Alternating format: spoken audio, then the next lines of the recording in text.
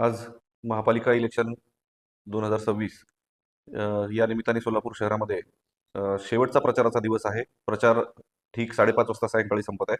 त्यानंतर कुठल्याही उमेदवारास प्रचार करण्यास मनाई करण्यात आलेली आहे माननीय निवडणूक आयोगाकडून. या संदर्भात कोणत्याही पद्धतीने प्रचार सुरू राहणार नाही. उमेदवारांना प्रलोभन देण्यात येणार नाही किंवा मतदारांना प्रलोभन देण्यात येणार नाही किंवा त्यांना कुठल्याही पद्धतीने धमकावण्यात येणार नाही. याबद्दल सुपरविजन ठेवण्यासाठी विशेष पथके स्थापन करण्यात आलेली आहेत पोलीस स्टेशनमध्ये. त्याचबरोबर रात्री 10 नंतर विनाकारण फिरणाऱ्या सर्वच नागरिकांवर कडक कारवाईचे निर्देश देण्यात आलेले आहेत. कुणीही विनाकारण रात्री फिरू नये याबाबत या अगोदरच आयुक्तालयाकडून आपल्याला प्रेस नोट जाहीर करण्यात आलेली होती.